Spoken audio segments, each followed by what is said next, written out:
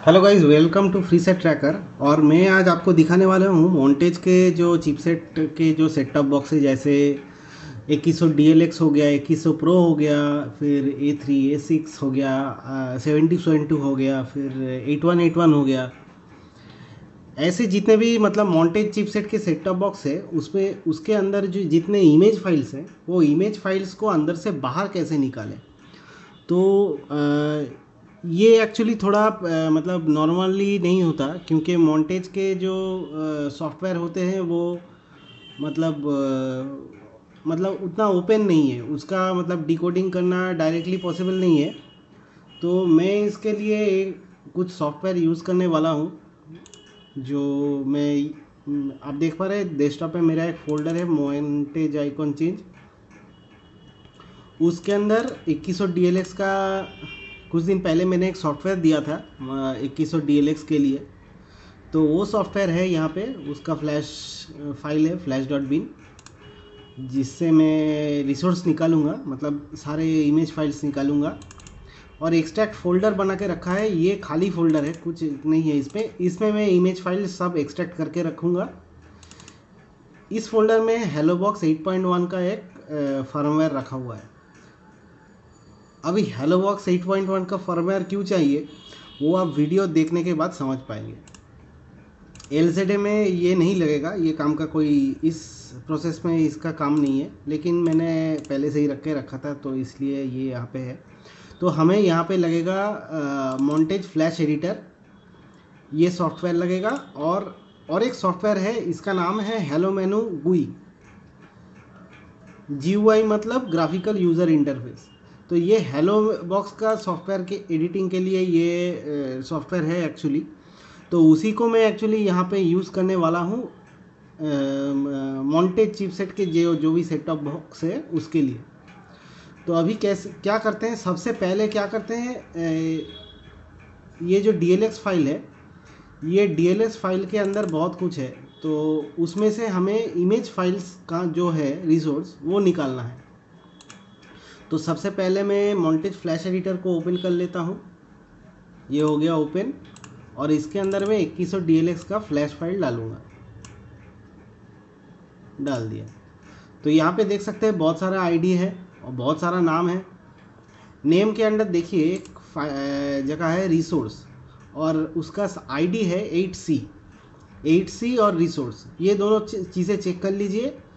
और ये एक्चुअली ये जो रिसोर्स है, ये जो ब्लॉक है, पूरा तो बाइनरी फाइल है, बिन फाइल है। बिन फाइल के अंदर ये अलग अलग आईडी से ब्लॉक है। तो इसको ब्लॉक को मैं निकाल लेता हूँ राइट क्लिक करके सेव एज, और वही फोल्डर में रख देता हूँ 2100 DLX में रिसोर्स डॉट बिन।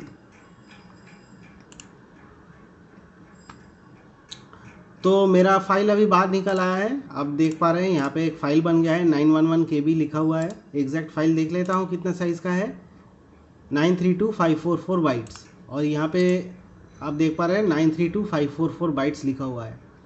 तो ये फाइल मैं निकाल लिया हूँ।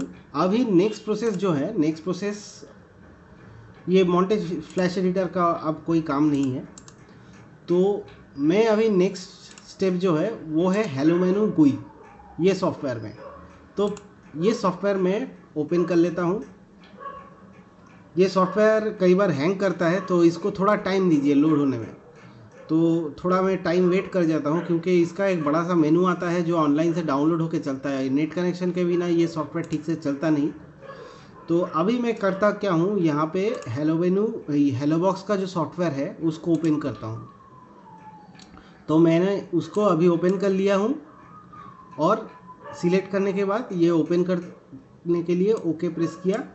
अभी आशा करता हूँ कोई हैंगिंग नहीं होगा, थोड़ा वेट कर जाता हूँ। हैंग हो गया, फिर से कोशिश करता हूँ। ये कभी कभी हैंग करता रहता है, तो इसलिए थोड़ा टाइम देना पड़ता है लोडिंग के बाद, नहीं तो क्या होता है वो हैंग कर जाता है। अभी देखिए थोड़ा टाइम दे देता हूँ, अभी इसको ट्राई करता हूँ वापस से। थोड़ा टाइम के बाद अभी ट्राई करता हूँ, देखता हूँ। हाँ, अभी ये इमेज आ गया, इसका मतलब लोडिंग में प्रॉब्लम नहीं होगा।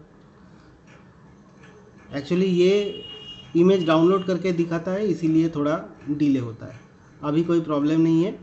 अब यहाँ पे देखिए ये ओरिजिनल हेलो बॉक्स का जो सॉफ्टवेयर है, इसमें भी एक सेक्शन है 8C और रिसोर्स नाम का है। तो मैं क्या करूँगा, ये जो फाइल है इसको रिप्लेस करूँगा हमारा वो 2100 DLX का रिसोर्स है। 2100 DLX में रिसोर्स है, उससे मैं रिप्लेस करने वाला हूँ।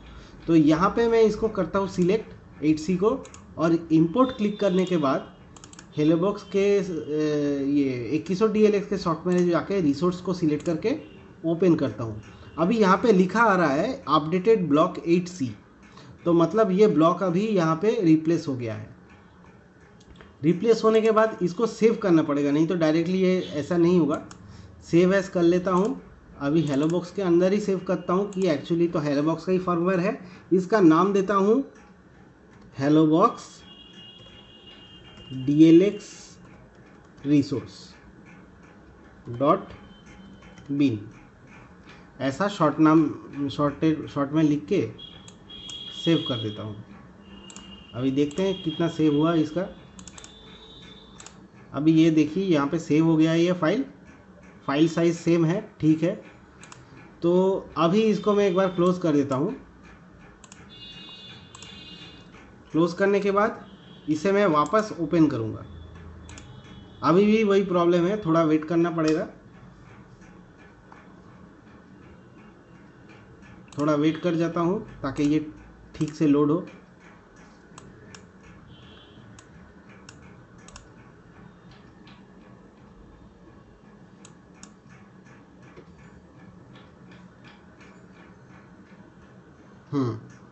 ठीक से लोड हो गया है। ये थोड़ा वेट कर जाता हूँ, यहाँ टाइमर है क्विट। तो अभी देखिए ये सेक्शन 932544 दिखा रहा है, मतलब ये रिसोर्स जो है वो अपडेट हो गया है। अभी क्या करना है, यहाँ पे देखिए बहुत सारे टैब हैं, जैसे ब्लॉक्स है, रिसोर्स है, कॉन्फ़िगरेशन है, IR है। ये सब कॉन्फ़िगरेशन एक्चुअली हेलो बॉक्स के लिए बना गया है, लेकिन हम इसी को यूज़ करेंगे ये मॉन्टेज चिपसेट के डेटा निकालने के लिए। तो मैं जाता हूँ यहाँ पे रिसोर्स टैब पे, और यहाँ पे सिलेक्ट करता हूँ बिटमैप है, स्ट्रिंग है, फॉन्ट है, ऑल है। तो मैं ऑल सिलेक्ट करके दिखा देता हूँ कैसे एक्सपोर्ट होता है। तो मैं ये ऑल सिलेक्ट करने के बाद ब्राउज़ करता हूँ। ब्राउज़ करके हमारा जो खाली फोल्डर है एक्सट्रैक्ट, उसको सिलेक्ट कर लेता हूँ। तो अभी जब ही एक्सपोर्ट करता हूँ तो यहाँ पे ये एक्सट्रैक्ट चलता रहेगा, और इस फोल्डर में जाके आप देखेंगे तो यहाँ पे बहुत सारे इमेज फाइल्स एक्सट्रैक्ट होके आ रहे हैं। तो हम थोड़ा वेट कर जाते हैं ये पूरा एक्सट्रैक्शन कंप्लीट होने के लिए।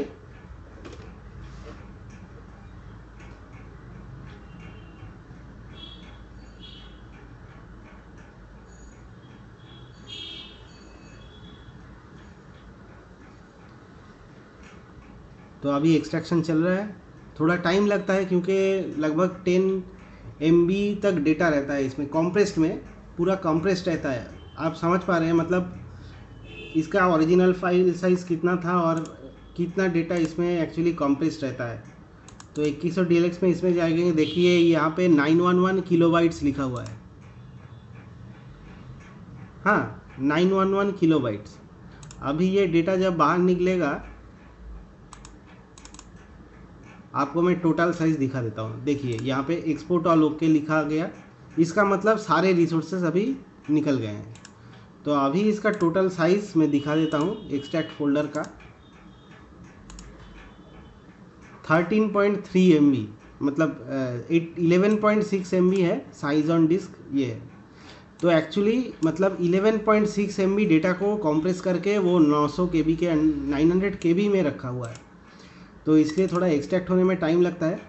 और आप यहाँ पे देख पा रहे हैं मतलब मॉन्टेज चिपसेट का सेट टॉप बॉक्स अगर आप यूज़ किए होंगे तो यहाँ पे आप ये आइकॉन्स आप पहचान पाएंगे।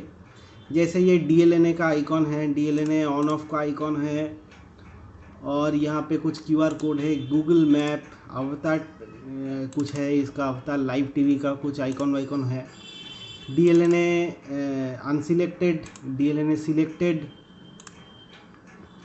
मी गोगो का आइकॉन है, गोगो TV कुछ है, IPTV का सिलेक्टेड अनसिलेक्टेड दोनों आइकॉन है। फिर बेलो मूवीज़ का पूरा सेक्शन है, फिर यहाँ पे ड्रीम HD, इको, एम्पायर, बहुत सारे IPTV का ये आइकॉन्स वगैरह हैं यहाँ पे आप देख पा रहे हैं। यहाँ पे सेट IP का आइकॉन हाँ आ गया, स्काई मूवी, स्काई कुछ सीरीज़ का है, रेड ट्यूब का आइकॉन है, मतलब रेड ट्यूब का फंक्शनैलिटी इसमें है सॉफ्टवेयर में, लेकिन ये सब इनेबल नहीं किया गया है, इसलिए आप देख नहीं पाते सॉफ्टवेयर में। और यहाँ पे यूट्यूब है, ये वेदर का आइकॉन है आप देख पा रहे हैं। यहाँ पे बहुत सारे छोटे छोटे मैप हैं। ये क्या करता है आपके मतलब जो डिस्प्ले में थोड़ा छोटा मतलब फुल इमेज अगर दिखाना है तो फुल इमेज में वो एक बड़ा सा इमेज नहीं डालते, एक छोटा सा ब्लॉक डाल देते हैं और उस ब्लॉक को रिपीट करके पूरा इमेज बना देते हैं पूरा स्क्रीन में। तो यहाँ पे डिफरेंट कलर के ब्लॉक हैं, यहाँ पे थोड़ा ग्रे है, यहाँ पे ब्लैक है, तो बहुत सारे शेड हैं जो जिसके हिसाब से वो लोड करता है। ये लेफ़्ट राइट का कुछ आइकॉन है, ये बटन्स का कुछ आइकॉन वाइकॉन, बैकग्राउंड है। और यहाँ पे देखते हैं DVD फाइंडर का लोगो भी है, मतलब इसमें मॉन्टेज के जो सेट टॉप बॉक्स है जैसे 2100 DLX हो गया, तो उसमें ये DVD फाइंडर होता है, लेकिन वो कभी इनेबल में नहीं आता, ये सिर्फ हेलो बॉक्स में ही इनेबल आता है। तो इसमें एक्चुअली है तो, लेकिन वो हाइड करके रखा हुआ है। तो और यहाँ पे आप बहुत सारे आइकॉन देख पा रहे हैं। यहाँ पे स्टॉप प्ले का कुछ आइकॉन से, सेट IP का अलग से आइकॉन है। ये जो आइकॉन से ये है इमेज का रिजोल्यूशन के लिए 1080 पिक्सल लिखा हुआ है। Lock unlock favourites 720 pixel, AAC, AC3, AVS, EAC3, EPG, EAC3 देख पा रहे हैं आइकॉन, EAC3 लिखा हुआ है, AC3 है, साथ ही साथ EAC3 है। अभी ये आप सोच रहे हैं बॉक्स में तो EAC3 काम नहीं करता, लेकिन यहाँ पे EAC3 का आइकॉन कैसे आ गया। तो अब समझ पा रहे हैं क्या आपसे मतलब ये देखिए H264, H265, ये सब छोटा छोटा आइकॉन है। ये स्क्रैम्बल चैनल का डॉलर आइकॉन है। फिर TTX सब टाइटल, अभी देखिए नो सिग्नल का भी एक आइकॉन है। रिकॉर्ड, टेलीसीन और भी बहुत सारे आइकॉन हैं। यहाँ पे आप थोड़ा थोड़ा देख पाएंगे, कुछ बैकग्राउंड का इमेज का पार्ट है, ये भी सब बैकग्राउंड इमेज का पार्ट है। तो ये छोटा छोटा करके अलग अलग से रखते हैं और इसको बैकग्राउंड में टोटल में एडिट करते हैं। तो हमारे पास तो ओरिजिनल एडिटर नहीं है, नहीं तो हम लोग देख पाते हैं एक्चुअली ये कैसे दिखता है। लेकिन आप थोड़ा मतलब इस आइकॉन्स जो है, आइकॉन्स को निकाल के आप कैसे क्या करेंगे, यहाँ पे इमेज फाइल को निकाल के क्या कर सकते हैं। सबसे बहुत ही काम का चीज़ है कि इससे आप नेशनल चिपसेट के जितने भी सेट टॉप बॉक्स है, जैसे 6363 हो गया, फिर आपका NK वाला जो मार्केट में बहुत सारे सेट टॉप बॉक्स आते हैं, फिर आ गया आपका जो और भी बहुत सारे नेशनल चिपसेट के जो भी सेट टॉप बॉक्स है, मतलब ये हो गया पगारिया का हो गया, फिर ये विजेता हो गया, जितने भी 6605 वाले मदरबोर्ड वाले जो बोर्ड वाले जो फर्मवेयर है, उसमें जो सॉफ्टवेयर होता है वो बहुत ही इजीली एडिट किया जा सकता है। तो वहाँ पे ये इमेज फाइल को आप यूज़ करके वहाँ पे एक मॉन्टेज लुक का आप ये देख सकते हैं, मॉन्टेज लुक दे सकते हैं उसको। तो ये सब इमेज बहुत ही काम में आएगा अगर आप थीम्स के ऊपर काम करते हैं, मतलब नेशनल चिपसेट के थीम्स पे ऊपर काम करते हैं, तो वहाँ पे आप मॉन्टेज वाला थीम बना सकते हैं। तो यहाँ पे देख सकते हैं बहुत सारे आइकॉन वगैरह यहाँ पे है, जैसे ये छोटा सा आइकॉन जो आपके चैनल चेंज करने के वक्त चैनल नाम के पास यहाँ पे आता है, तो वो वाला है। प्ले है, ये सब वीडियो प्लेबैक के लिए है। और यहाँ पे देख सकते हैं हॉटस्टार का है, Megogo, set IPTV stalker, VOD stalker, ये सब आइकॉन्स आप रीयूज़ कर सकते हैं। अब ऊपर का मेनू का आइकॉन्स देखिए, यहाँ पे ऐप्स है, ऐप्स, फिर यहाँ पे IP फॉक्स कुछ है, फिर सेटिंग्स का है, फिर यहाँ पे सैटेलाइट, फिर मीडिया सेंटर का है, सेटिंग्स का है, ऑप्शंस का है, यहाँ पे चैनल लिस्ट का है, फिर फ्लिकर, बहुत सारे आइकॉन्स है। इतने सारे आइकॉन्स मतलब फर्मवेयर के अंदर होते हैं, आपको पता भी नहीं चलेगा कि इतना सारा फैसिलिटी एक्चुअली इसके अंदर है, लेकिन हम सबको इतना फैसिलिटी नहीं मिलता। ये वाला है सिग्नल स्ट्रेंथ है वाईफाई के लिए, ये सब आइकॉन्स हैं इसके।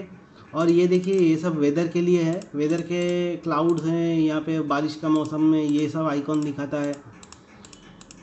तो ऐसा बहुत सारा वेदर के आइकॉन्स है, जैसे ये बर्फ़ पड़ने वाला है, सनी होगा, रेनी होगा, थंडरस्टॉर्म होगा, स्टॉर्म्स हो सकता है, तूफान आ सकता है। तो ये सभी वेदर आइकॉन्स के हैं। तो यहाँ पे देख सकते हैं ये वेदर आइकॉन्स के सब इमेज फाइल्स हैं। और यहाँ पे बहुत सारे IPTV है, ये भी है, ये भी इसके अंदर है, लेकिन सब हिडन है, इनेबल नहीं किया इसको। मतलब जिस कंपनी ने फर्मवेयर दिया उसने इनेबल नहीं किया। कितने सारे हैं आप देख सकते हैं, यहाँ पे बहुत सारे हैं।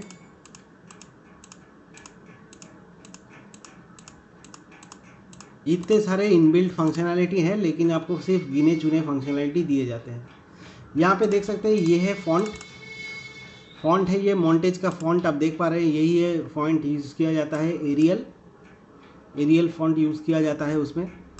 तो ये मॉन्टेज का फॉन्ट है। ये सारे टेक्स्ट हैं, ये डिफरेंट लैंग्वेज के टेक्स्ट हैं। ये जैसे इंग्लिश हो गया, ऐसे 3G device does not exist, आप 3G सेटिंग के लिए ये जो नंबर है, ये नंबर है, सब इसका डिफरेंट मेनू के हिसाब से ये सेटिंग किया गया है। यहाँ पे देखिए बिस्की finder, boot loader, burn flash, do not power off, बहुत कुछ है इसमें, आप देख पा रहे हैं। ये वेरियस लैंग्वेजेस में आते हैं। यहाँ पे देखिए ये रशियन लैंग्वेज में है शायद, ये फिर हो गया अरबियन लैंग्वेज में, ऐसे बहुत सारे। ये सारे स्ट्रिंग फाइल्स हैं, ये स्ट्रिंग फाइल्स है डिफरेंट ट्रांसलेशन के लिए। जब आप लैंग्वेज सेटिंग में जाके लैंग्वेज को चेंज करते हैं तो ये उसके हिसाब से ये स्ट्रिंग फाइल को उठाता रहता है।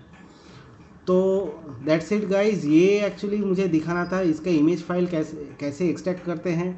अभी आप यहाँ पे जाके पूछ लेंगे अगर कि इमेज एक्सट्रैक्ट तो कर दिया, अगर हम चाहते हैं तो इमेज को मॉडिफाई करेंगे, इमेज को मॉडिफाई करके वापस उस सेट टॉप बॉक्स में डालना चाहते हैं तो क्या करेंगे।